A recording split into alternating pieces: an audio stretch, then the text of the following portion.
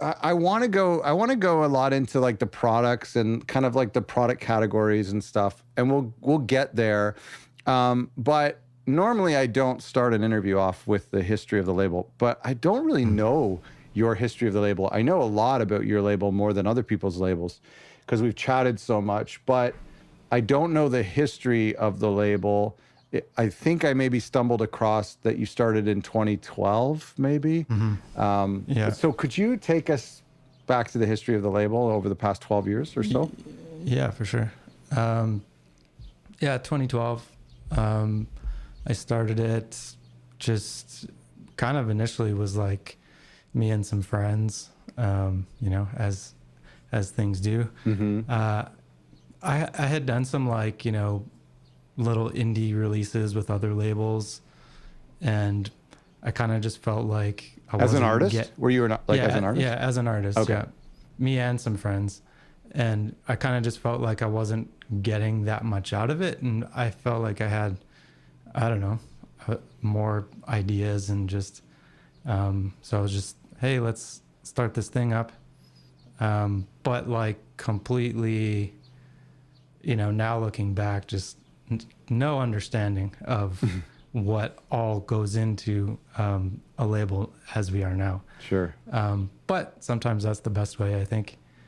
And, in 2012, in my view at the time, like having a record label just really meant like you have music, you print a physical release, CD at the time, and, you get it out there, you get it to distros and you get it to stores, and so that really was like the what I was focused on. And it started as like a ambient and experimental label, and did that for a couple years. And this was all like kind of in my spare time. Okay. It certainly wasn't my like full-time thing. After a couple years, I started, I was quite active on SoundCloud back in those days. Oh yeah. That's where I would meet like a lot of these artists, and, a lot of the communication would happen, and like finding artists and stuff. And, I started getting sent like lo-fi beats. And it was all totally new to me. I'm actually not sure why some of these artists were sending it to me, because we were just so different at the time. But I was like, yeah, I actually really like this music. Let's put this out. I started making tape cassettes because CDs didn't really sell anymore. And I was making all the tapes myself. At one point in time, I had, I think, up to like 6 tape duplicators. And I would just sit in my basement and just like duplicate tapes all day. Yeah. I did that one time thinking it would work, but the timing was off. And so I had a record that was really close to the edge. And so one tape came to the end before the other. And that's when I realized like one deck was probably moving faster than the other. I gave up on that.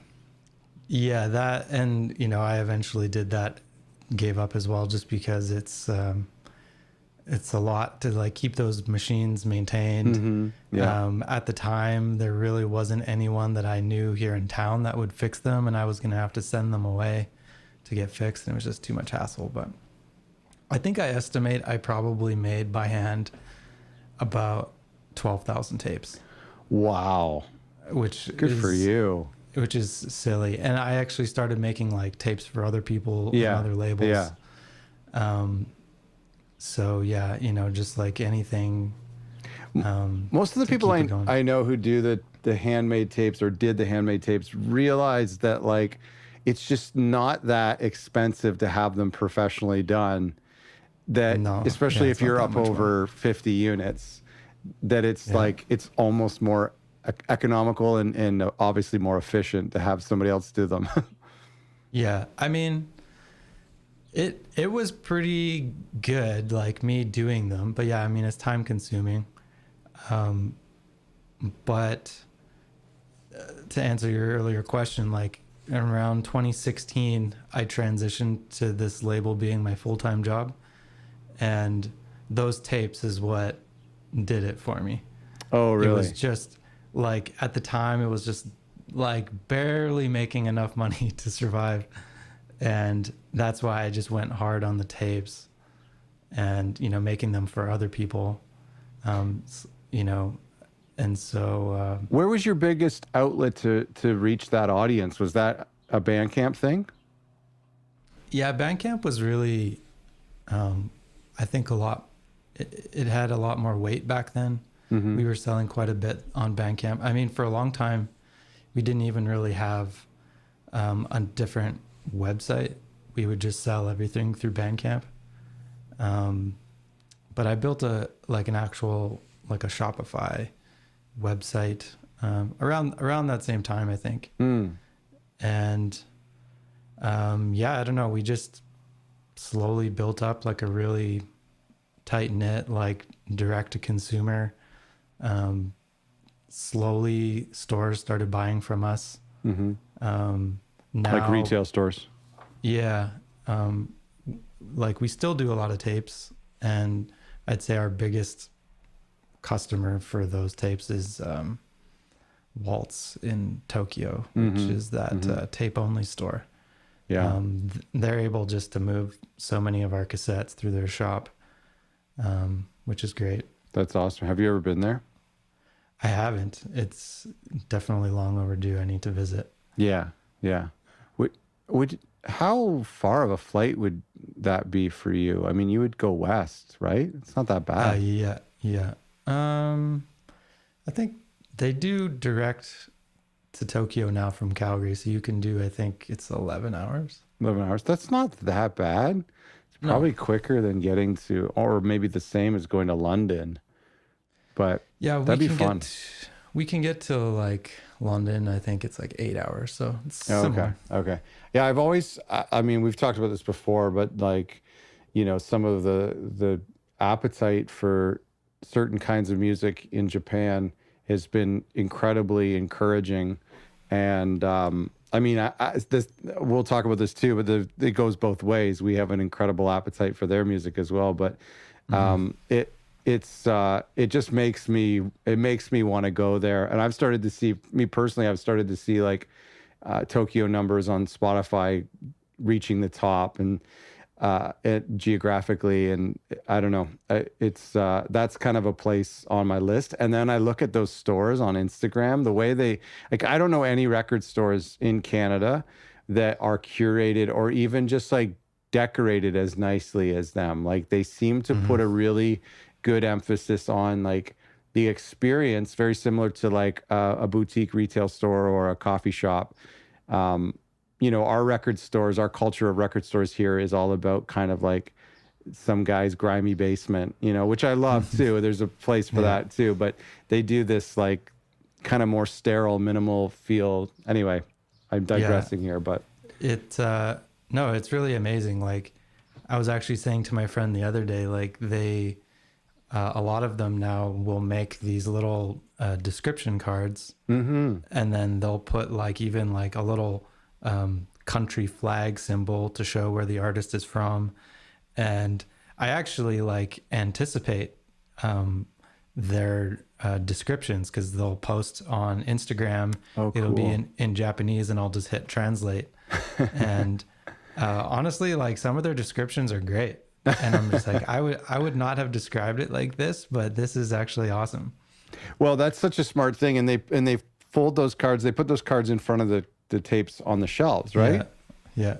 And so, you know, and of course on Instagram where they're promoting the record as well. But I mean, this is exactly what we were talking about 2 weeks ago with Coal Mine Records about the hype stickers. And it was like the idea of briefly, you know, in short, describing the music. Either you do it in an abstract poetic way, or you do it in a literal, explaining the instrumentation and maybe even a sound alike, who they sound like. That's just so powerful. It's just so underutilized. You know, I can look at the artwork and go, this looks really cool. The price is right. I'm sure I like this based on those people I follow on Instagram. I've liked other stuff they've posted. And then you read the description, and that's like the tipping point. Yeah, for sure. I listened to that episode, and I was really jiving with a lot of the things I bet that you was were. discussed. Yeah, you guys are like-minded. And it made me think, because we've kind of started doing this online record store, and I've really gone in heavy on doing these Japanese import records. But kind of one of the things I love most about that is how much like inspiration I get from the jacket designs of these like 80s, 70s records from Japan, going into like hype sticker and obi strips and all that.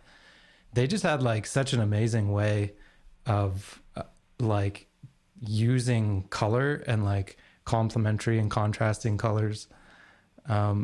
It's been actually awesome just like digging through all these records and seeing all these designs and definitely taking inspiration from that. Well, I mean, listeners can go to inneroceanrecords.com and see it right there on the main page, some of the Japanese city pop. And you're 100% right. And there's a lot of graphic designers today who are emulating that, those colors and the use of photographs, what they do that they did in the 80s. But it's true. I don't recall that in American pop music. A lot of the American pop music was more, I would say it's cheesier, the 80s covers, or it was ominous. Like there was a lot of 80s American pop that went in the tried to be more mysterious and spooky, or sexy, as opposed to like the vibrant, which I think matches the music better. Mm-hmm. I mean, I definitely think some of those Japanese covers are cheesy as well, but in a better way. looking at it from our lens now, it still holds up, I think, in kind of a cool way. Yeah. Even if like, like the photo on the cover is a little bit like, but they paired it with just like a gorgeous obi strip. And honestly, like the color of that, the colors they used and the fonts, that like makes the whole jacket. Exactly. Yeah. Which is, I think, a really interesting feature that they did. And I think you and I are the same. Like I'm personally so drawn to the aesthetic of an album cover. I mean, if I go record digging, like I'm a total sucker for something that just like visually pops out to me. Like I'll buy something purely based on how it looks. I have no idea what's on it. I'll just buy it. Yeah. Because I think it looks nice. Yeah, same. So in 2016, you went full time with this because tapes were enabling you to do that. What was some of the things along the way in the past like 12 years that was like, pat yourself on the back, that was a good decision? It meant that you could go full time, or it enabled more sustainability with the label? I think like the first thing I think of is I focus so heavily on physical releases. Which I really have found that there's kind of like these two mindsets for labels, and depending maybe on the genre you do or what, but I've met a lot of labels where they have absolutely no interest in physical releases. And then some, like, that's just kind of all they focus on. And I'm happy that I focused on kind of both sides. Us kind of really going a bit deep into the streaming world, like, we were able to like fund all these other kind of physical projects. Cause there was a bunch of years where like, physical sales were not like amazing. Like it would be very difficult just to run off of that. But like fast forward to today, physicals are doing amazing. Like better than they've ever done.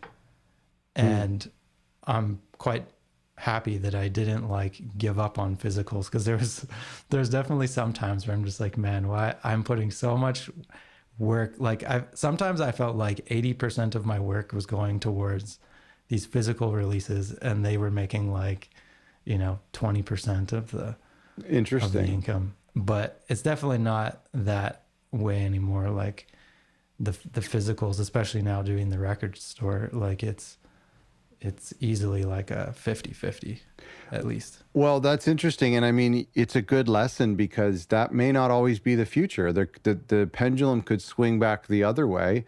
And I think it's a good lesson. I'm sure you will, is keeping a good infrastructure for both, so that if things move back over to digital heavily, or physical takes a dip, then you're prepared again.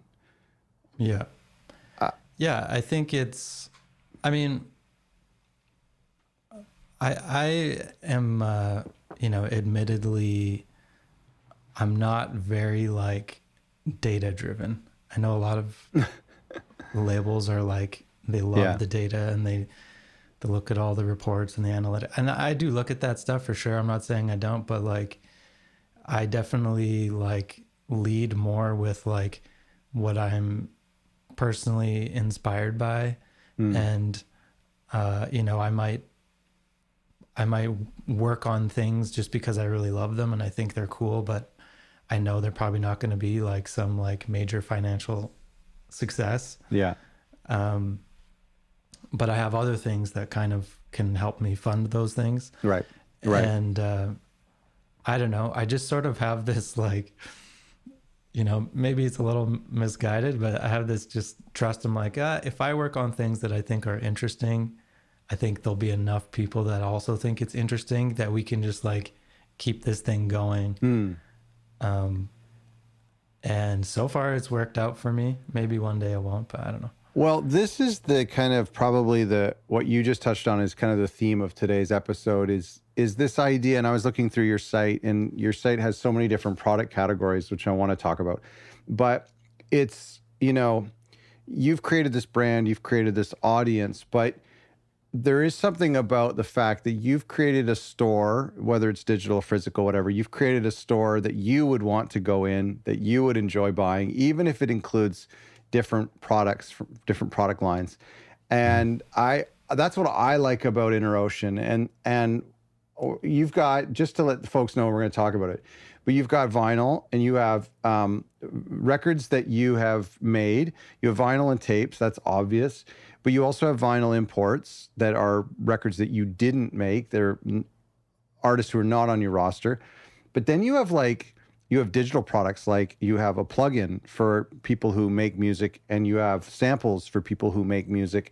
And then you have a cassette player, which we'll talk about as well, that is not yours, but you're selling it as a reseller. There is a intangible thread between all of those things. And I know that because I'm somebody who follows this. Like, I go to that store and I want to add the tape deck to my cart, as well as a record, you know what I mean? And a plugin if it could work for, like, if I could use it. I think we talked about this. I don't know if it works with Pro Tools or not. But anyway, no. It's just funny to me because I look at everything you do and I'm like, I find interest in all of this. And so I think that a lot of record labels owners like need to kind of rely on their own tastes as the driver for building out products for their record label. When was that realization? Like, how long did that take you to realize, like, I'm a curator here. If I like it, they'll like it? Yeah. I don't know. I know for like a lot of years, I think my personality and like the things that I liked and like the aesthetics that I liked was like very much intertwined with the label, maybe like too much. And then, I mean, we talked about it, but last year I took 6 months off, and in that time, I wasn't like totally not working, but I was just not putting out new releases, and I was focusing more on building up that record store on the website. And initially my first thought was like, the record label website should be this place that is highlighting like the artists and all the things that we do as a label. There's like artist profile pages, and it links to all the releases and all these things. And I was kind of worried that putting other things on there was going to just like water it down.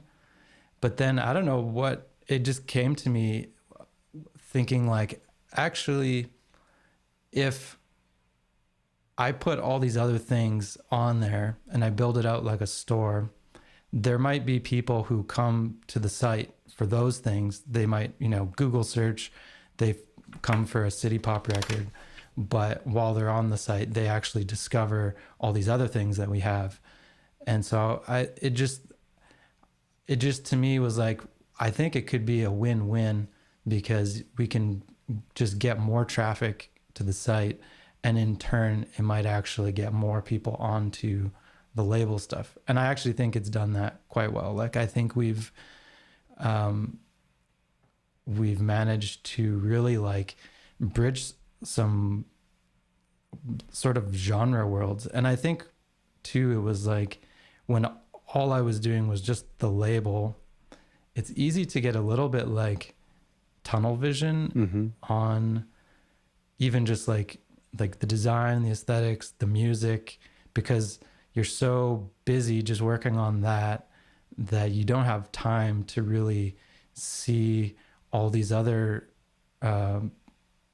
things going on in music and other labels and genres. So actually digging for the record store, I've really solidified this idea that like, man, a lot of people have just as diverse musical tastes as me. So it's like someone who wants to buy some lo-fi records or some jazz records is also potentially going to buy some like Iron Maiden import from Japan. Like the combinations of albums I see people buying from our store of all these different genres together, I'm always just like, man, like this is blowing my mind right now. Yeah. We've got to highlight this. You've just kind of like discovered gold, and I think you just passed over it and I just want to stop for a second and highlight this. When I go to your website, first of all, when I go to the average record label's website, the hero of that website is the record label. It's about them, how they started, who's running it, the artists on the roster, as you've mentioned. That's the traditional record label website. There's nothing wrong with it, but there's also like nothing too exciting about it. It's essentially just a colorful version of Wikipedia for your record label. Whereas when I come to your website, the hero is the customer. The hero is me. In fact, the website is about me. It's about my taste. So when I look at this, I go, I love artwork. I love Japanese imports. I love, experimental music. I love cassettes. I love records. Like all of these things, it's like, this is speaking to me. It's my taste. I'm looking at this and when I'm on your web store, I'm not thinking about you. I'm not thinking about your record label. I'm not thinking about how much I love you or your record label. I don't even care what the name is. I just care that all of these products together help me create my identity or express my identity in the art that I like. I just want our listeners to like, this is huge. And we're going to kind of unpack this later because it's so huge. But like the hero here is the customer, the person who loves all this stuff. And too many labels like focus on themselves. And what value is that to the music fan? Yeah. Anyway, thank you for. Yeah, I think you explained it in a good way. I was sort of getting there before when I was saying like it was more wrapped up in my own personality, like exactly what you're saying, like making it about the label and these specific artists. But then you sort of step back and you realize, well, okay, like you've got some fans, they come to your site, you've got some stuff there, they buy from you, maybe they buy a few times, but like me, like I'm a fan of tons of labels, but like I don't go to their websites all that often. Like, I'll keep subscribed onto some newsletters because like I want to hear about what, Ghostly's putting out and what whoever's putting out. But like the actual interaction there on that site is not that frequent, and why should it be? So I agree with you. I was trying to make something that there's lots there, and it's like, record diggers can go on there, music creators can go on there. Right. So we have a few sample packs, and we actually just put the update on that plugin yesterday. Yeah, I saw that. Let's get to that in a second. I want to ask you about the focus on multiple revenue streams, as you're mentioning, as we're kind of moving out of this aesthetic and the idea of like, now that you've found your audience and the things that they love, it's pretty normal to just do the normal record label thing, which is just records, maybe dabble in merch, maybe dabble in selling digital files. Most people just do that on Bandcamp. Can you share your timeline with how you started experimenting with other projects and other product lines outside of like the traditional? Yeah. I mean, like, we'll go like sample packs. I had like just some of the artists we were working with were making sample packs for other companies. So I just was like, well, you want to make us some sample packs? Like, I mean, it's kind of cool to have them there. We've done a couple like beat making, song making competitions, and people using those samples and then making something. And then, we send out some prizes just as like a fun kind of community engagement.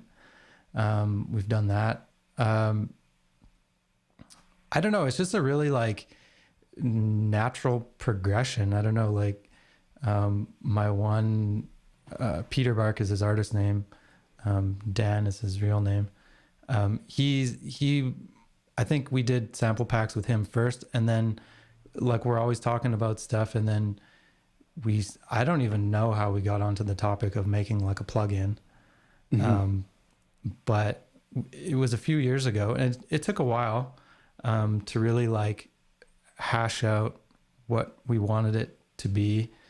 And then I had another friend who I knew could build it, but it took a while. It was quite ambitious. Like, we built this essentially like a Tascam 4-track to do tape looping.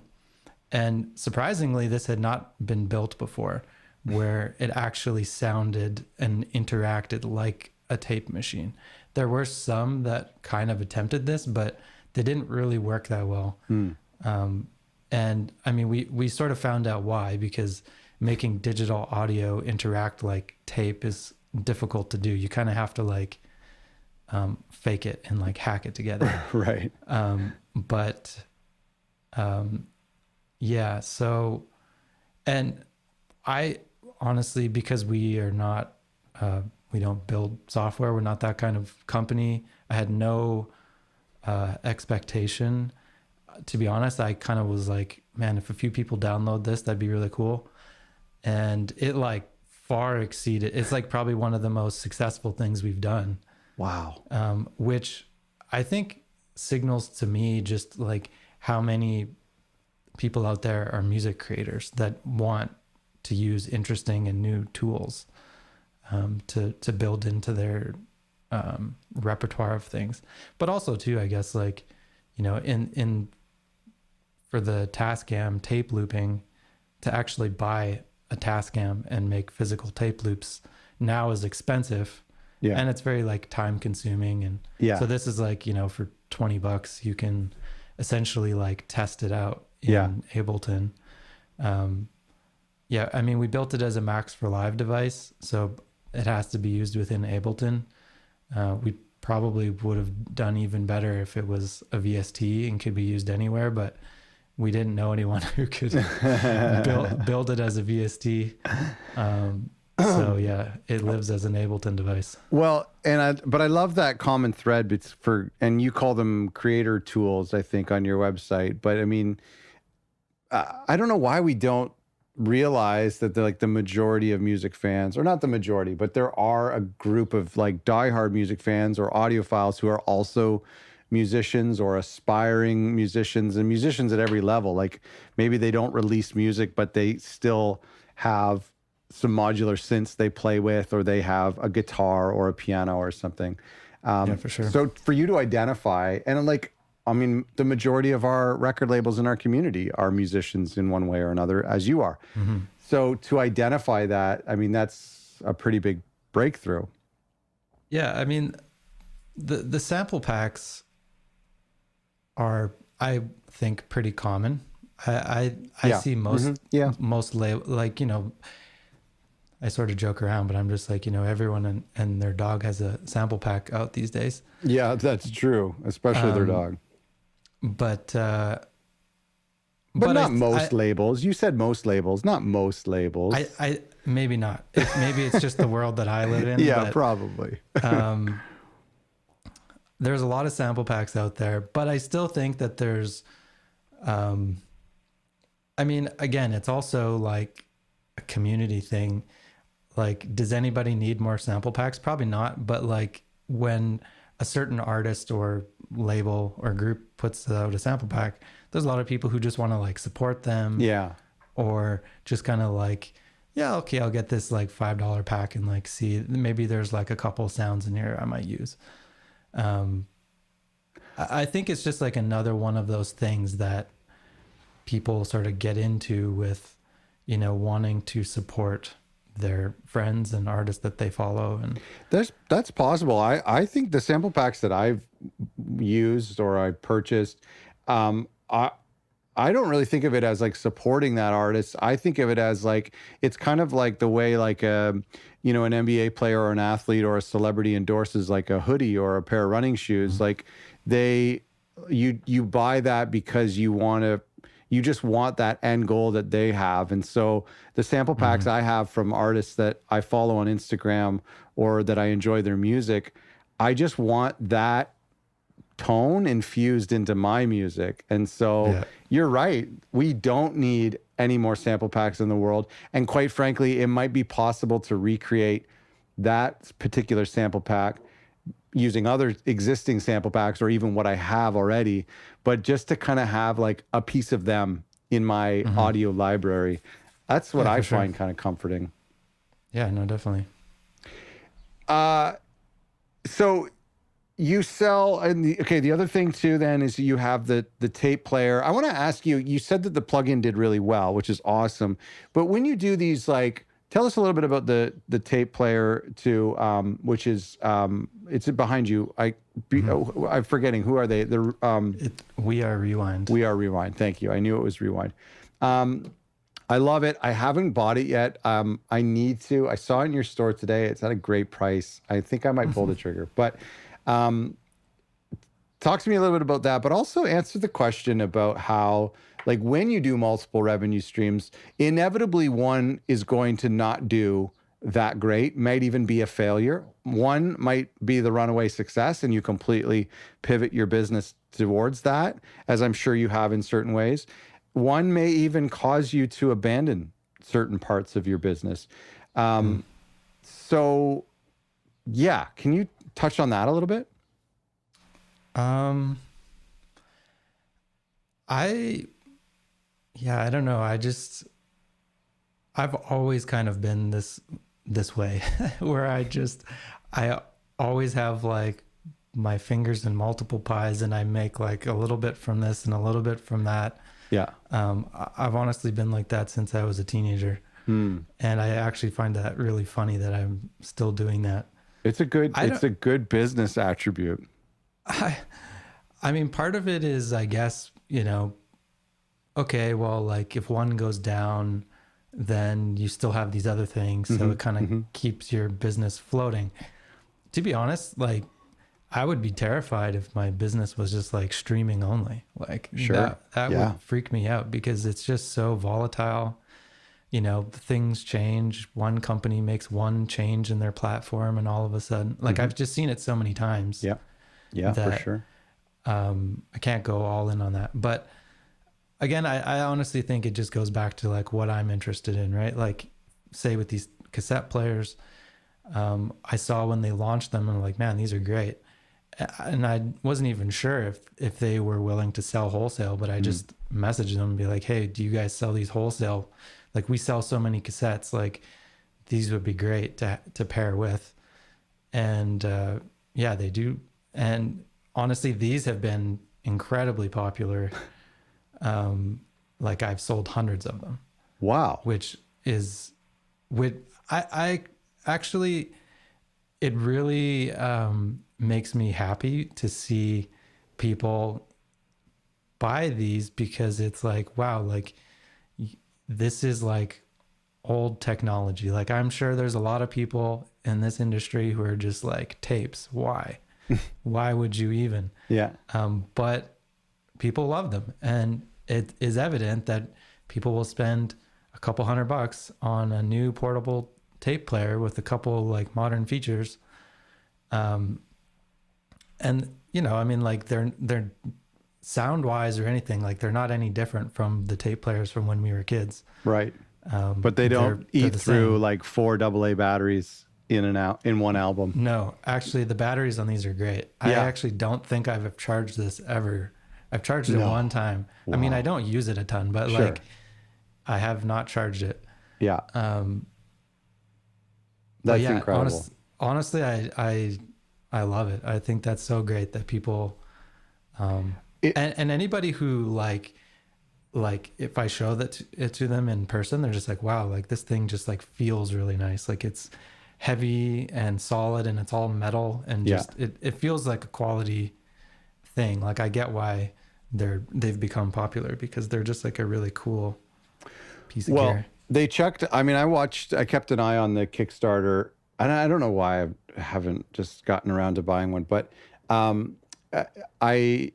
kept an eye on the Kickstarter, and they checked these boxes that were so critical, which was the 2 big ones was like lithium ion battery, that it could be charged like your iPhone, and then the Bluetooth, right? So that so I guess in theory you can use your AirPods with it, right? Yeah. I mean, that's insane. I haven't done it because I'm old school, but technically you could, you know, this tape player and that Bluetooth speaker behind me, you could play them together. Yeah. That's amazing.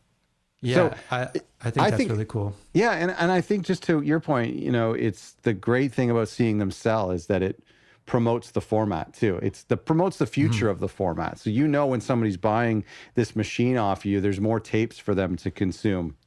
Yeah, for sure. That's awesome. And yeah, like the amount of times that I have been like laughed at, or people like look at you funny because my label makes tapes. Yeah. And I'm just like, what? They've been working and people like them. Even I don't even think most people listen to them. I mean, maybe they do, but I think there's a lot of people who just buy them just because they're fun. Yeah, sure. And well, the same is true for vinyl. Yeah, exactly. So, I think it's great. Going back to the taking a chance on things like sample packs, plugins, cassette players. I mean, I haven't heard an example yet of failure. Maybe you could just make one up to make us feel better. But do you, in a way, behavior breeds behavior? And so when something like the sample pack does well, you do the plugin, then the plugin explodes, and then you do the tape machine, and the tape machine does well. So it must encourage you to continue to follow your nose, follow that intuition you've had since you were a teenager, to keep trying new things. Yeah, I think so. I think it's just, as new things come out, I don't know. I just, if I see something that I think is really cool and interesting, I just think it's like, go towards that. And I think, I mean, kind of like I said earlier, like I try not to focus it too much on, I'm going to do this because it's going to make this money. Like I really don't. Sometimes you have to. It's a business. You have to keep it alive. But that really isn't like my driving force. I think it's really more just about just like keeping it fun and interesting, and keeping it fun and interesting for me. Because honestly, like if it's not interesting for me, then I can't do it. But also, if it's not interesting for me, why do I expect it to be interesting for other people? I just am not the kind of person that can just do one thing and be like, okay, this works, and then just like hammer on that forever. Like I just can't. I have to constantly be like changing things and evolving it at whatever rate it does. I think I've sort of written something to that effect in maybe like our about thing on the website, but just sort of like letting it evolve naturally. Mm-hmm. And that's really been the philosophy. Like I can like input my ideas of like what I think can be cool and interesting, but like sometimes things just like kind of naturally go that way. Like say like musically with releases on the label, you know, the sound and the things that we release sort of naturally changes over time just based on the community of people that we know and the music that they're doing, and that changes, right? Nobody does the same thing forever.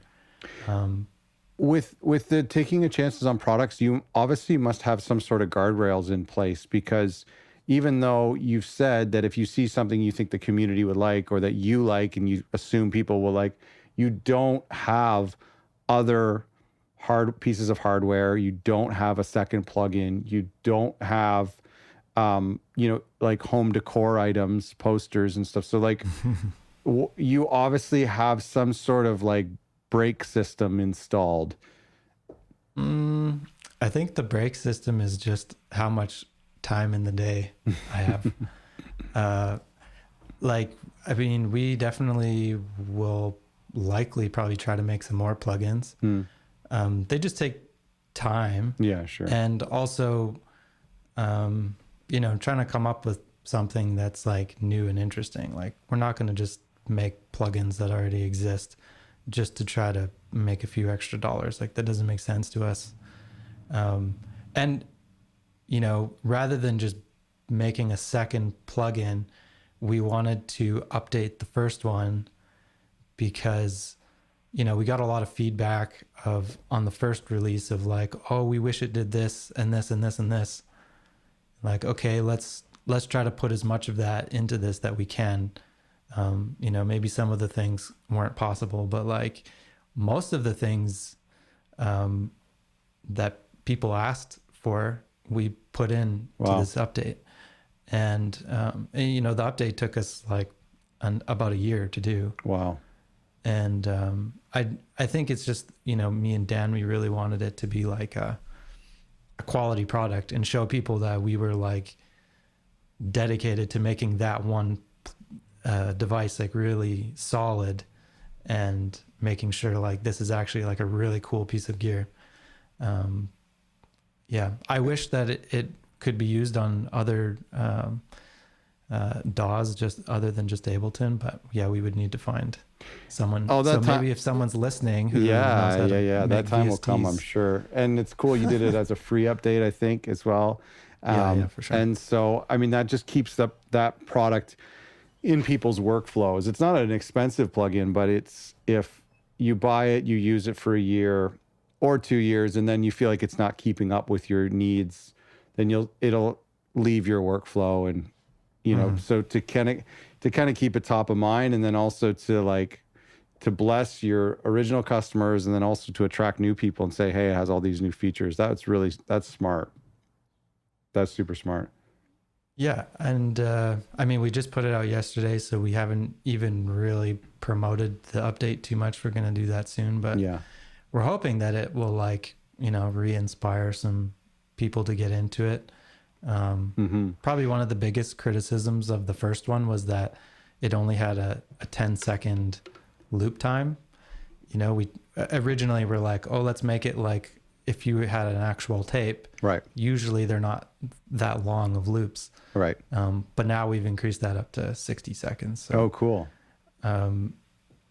It really is like, I think like a sound designer's tool. Like you can really come up with some strange and wonderful sounds in this thing that, I mean, it can do a lot of things that you can't do on the physical unit. So in that way, it's actually quite unique. I had a physical unit. I had 2 of them for a really long time. And then just last year, I was like kind of going through the studio trying to, free up some cash for another big project we were doing, and also just free up some space. And I looked at it and I was like, I just know how much money I could get for it. And I had a bunch of tapes and some loop tapes too. And I knew the demand would be there. I always loved looking at it, but I never used it as much. And I have some other tape machines too. So I let it go this time last year. I know I'll regret it. And I know I got it for $20 like 10 years ago. So I know I'll never get it back at that price. But anyway, I also just, I love the idea of like, you are promoting the genre, you're promoting the culture, whatever that means. And it's to make this music, to listen to this music, to help other people create this music. It's just a lot of labels kind of forget that. They think like, we put out a record, we tell people about that record, we do it again. You're kind of coming at this whole making a record thing from various angles. And I think more labels should really be thinking about that. It doesn't necessarily mean you have to make a plugin. But I like that part of your business. I mean, well, thank you. I appreciate that. I think again, it's just, me as somebody with various interests and, like I'm getting into all these things. And so I think it's just a natural extension that the label also does all these various things. Cause I think, like I've always been trying to build this sort of like overarching community with all these threads into all these different things. I just think it makes everything more interesting. Yeah, for sure. I remember we talked one time and I had noticed that you were selling other people's records on your, this is speaking of like doing non-traditional things that record labels do, but you were selling your own stuff. And then occasionally you would just kind of start to grow your own web store because you had the customer base and start offering products or records from artists that weren't on your label. Can you walk us through how that began, how that non-traditional approach began and where that is today? Yeah, I was thinking about it again as like, okay, we have this website, people are visiting it, people are buying stuff. It would make sense that we could be a hub for other artists and other small labels to also have their stuff on there. It benefits everybody. And so I started thinking about it a bit more like being like a distro and a label. Why not just make this the place where you can discover all kinds of stuff, and it doesn't have to just be Inner Ocean. So yeah, I mean, that's kind of how we started the record store piece. Was originally it was like me hitting up these other small labels that we followed, being like, we're expanding our store, do you want to send us some stuff? We'll put it in here. I have a little thing on the website too, like even like indie artists who self-release stuff, they can send us an email and, apply to have it in there. I still curate everything. So sure. It's a lot of no's, I'm sure. I mean, there hasn't been too many, but I think it has to like fit within the bubble. But, that being said, as that progressed, then I started buying more. I just started buying from other distros, like the classics, Light in the Attic and these. And as I've been doing that, I've honestly been building out the genres that we're selling. I referenced selling like an Iron Maiden Japan import. Like in the past, like there's just like no way I would have ever done that.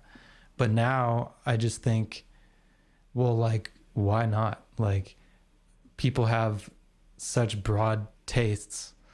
Why not just like have it appeal to a wider base than just trying to focus on, say, lo-fi or ambient and jazz? Like, do all of it. Yeah. And like I said earlier, like I'm always surprised, like, someone will buy like a rock record and then they'll put maybe one of our ambient records in there, and then they'll put, something totally different, like it's city pop. And you're just like, yeah, this again, to me is like proof that people just want to get into cool music, and it kind of doesn't matter what the genre is. Yeah.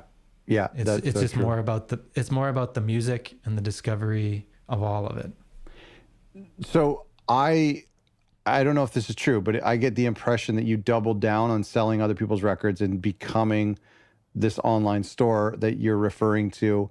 That almost puts your releases, your artists in the back seat a little bit. I don't know intentionally, or if like how do you? Yeah, I don't know. I kind of there's a risk there. Yeah, sorry. Yeah, I think there maybe is a bit of a risk in that. However, say like, our social media channels, those are just dedicated towards like our releases and our artists. I don't really post anything there about the store. Sure. I mean, we took 6 months off from new releases. Now we've started up again at the beginning of this year, and the whole year now is booked out with stuff. So I think, again, like I'm going to rejig the front of the web page again to be like sort of a 50-50 blend of both. Like starting Friday when you come, it's going to be like, here's like the newest thing we put out, but then you keep scrolling and then it'll be all the store stuff.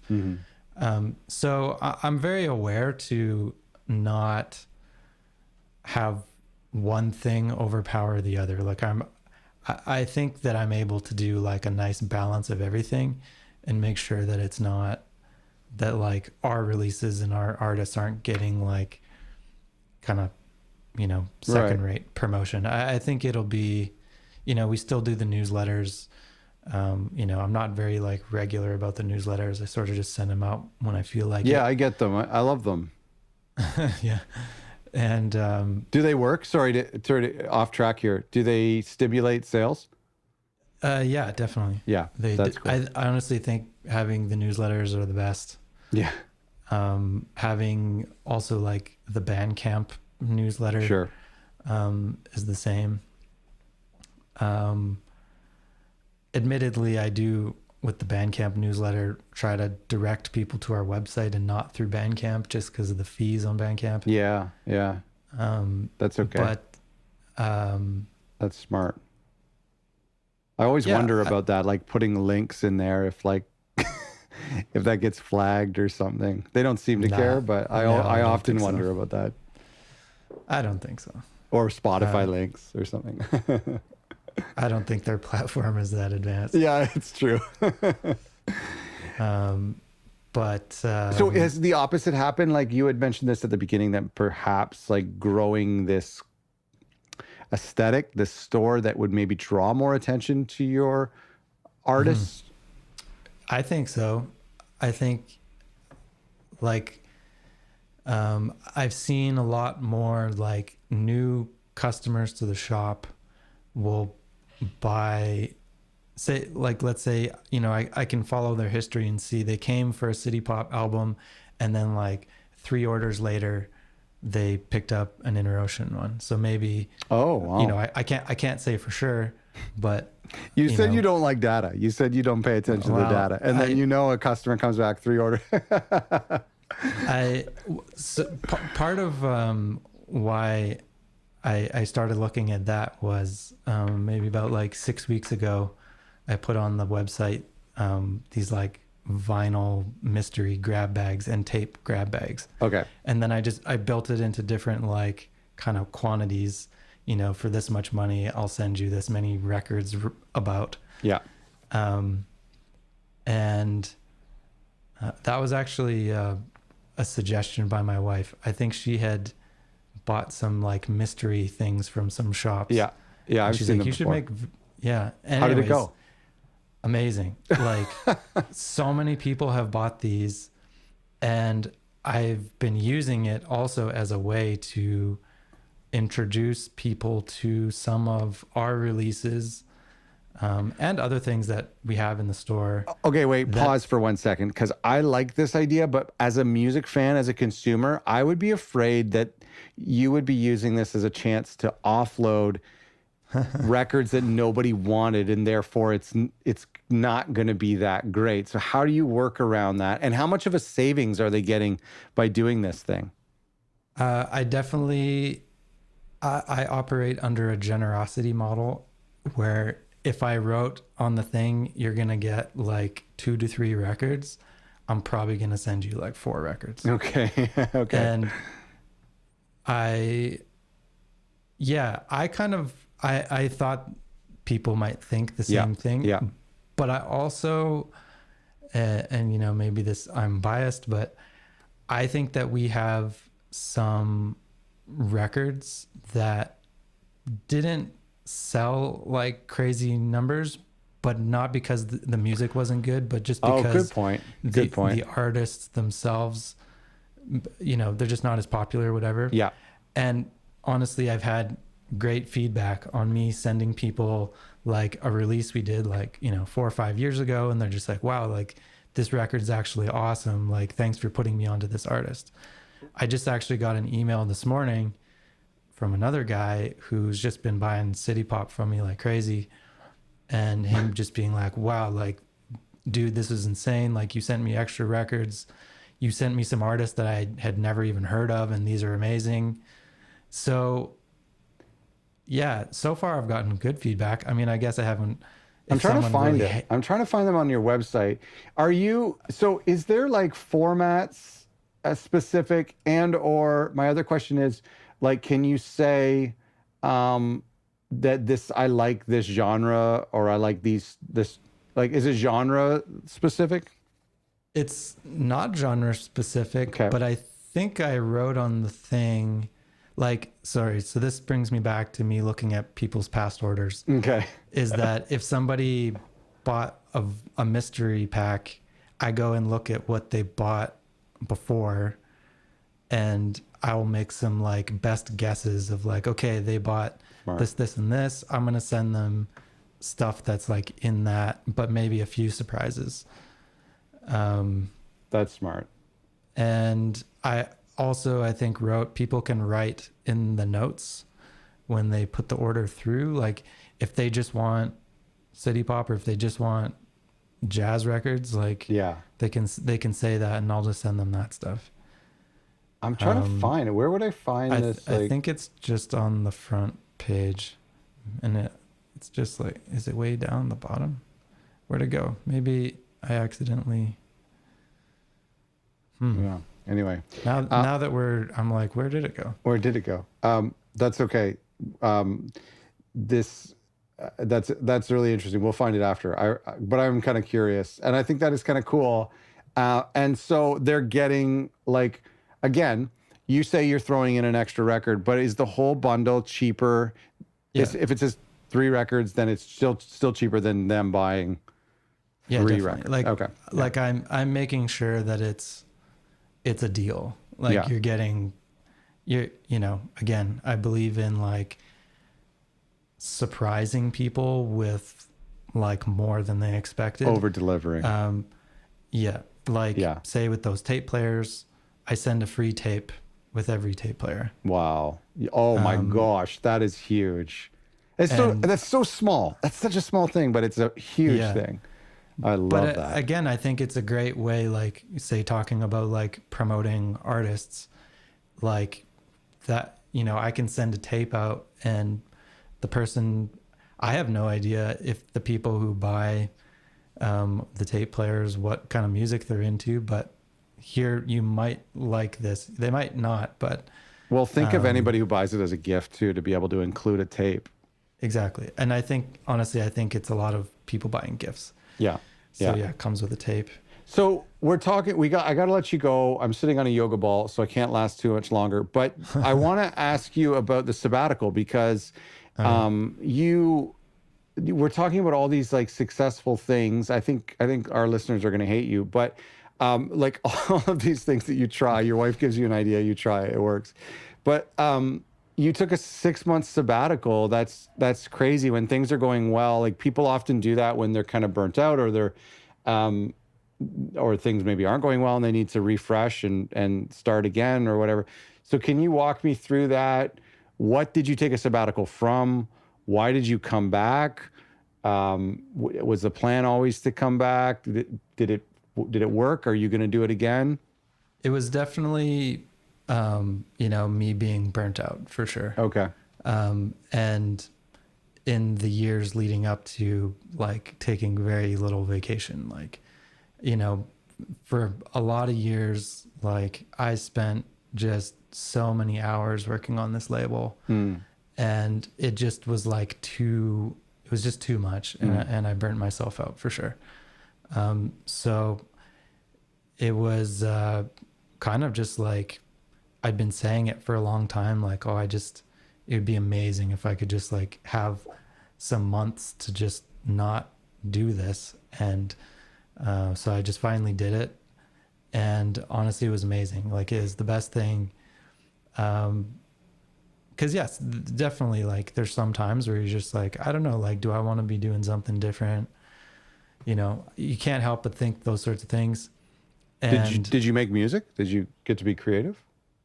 Yeah, I did work on some stuff myself. I bought a pedal steel guitar, which was like it was just like one of these things that I've always loved, these instruments. Yeah. And it was a real journey, like, honestly, to find one. Sure. To find a pedal steel for sale in Canada is extremely difficult. I don't know. In Calgary out there, I feel like they sell them at the airport. There's not that many that come up for sale. So I found a guy a few hours south in a small town. Yeah. I drove down there and picked it up. The thing needed some work. So then it was a whole nother journey to find someone who could help me service it. And I did find a young guy locally here in Calgary. Good. Who did awesome work on it. And then, just been teaching myself that thing. What kind of YouTube tutorials exist for that? I don't know. I haven't gone that far. I got a lesson from the guy who fixed it. Yeah. And that was sweet. And then I'm not trying to play pedal steel so that I can play like, country. And I figured. I'm trying to adapt it into my own, ambient music. So. Like Daniel Lanois, a little bit. Yeah, exactly. Yeah. And so, just really like experimenting with it, and that's cool. It's taken a little while to get the hang of it. It's a lot harder to play than I would have assumed. Yeah. I just sort of thought, I've played guitar, like this shouldn't be that hard, but it's like not even the same. Oh my gosh. Yeah, I can imagine. It's a nice piece to have, though. It looks nice in the studio or in the living room. Yeah, exactly. They're gorgeous instruments. Yeah. So anyways, I got into that. What did the sabbatical cost you? Not from a financial standpoint, but like and I'm kind of curious about the rules that you set in place, but if somebody, sent you an email that seemed like a really good opportunity, did you have to say no, that kind of stuff? Mm-hmm. Yeah. Super hard to do because I'm really not a say no person. Yeah. I'm much more like a say yes to almost everything. Yeah. But pretty hard. But then I kind of got used to it, and I just told everybody like, I contact me again January 2024 or later. Like I'll be back to work at some point, but just right now I'm not putting things out. And honestly, it was like no issue, and I'm not even sure how many people really even noticed that. Sure. What about social media and your web store? I mean, I was still doing the web store, so I wasn't totally not working, but social media, I didn't make a post for over 6 months, which was honestly like the best thing in my life. I can imagine. Not feeling the pressure to like make an Instagram post is amazing. And were you packing orders? Sorry. Yeah, I was still packing Okay. orders. Yeah. Okay. And I send mail out 3 days a week, so I was still doing that. Okay. But I also went to Europe for a month, and I just like put on the web store, like, you know, you can still buy, but I'm not going to ship something out until in November. Yeah. And that honestly was pretty good. Like, obviously there was a few like few things I had to deal with coming back, but like not too bad. Like, it really, you know, for years leading up, I was like terrified to like, you know, if I take a break and I do this, then we'll like lose all the momentum and all this. But now that I've done it, I realize like, actually that is not true. Like, it keeps going. And in fact, now I am doing this thing where like, I'm not booking any, releases in August, because I want to be able to take a vacation. And I also think tons of people vacation in August, so it's just not a great time to release anyways. Yeah. And I'm also not booking stuff in December. So Yeah. just like giving myself those like That's windows so smart.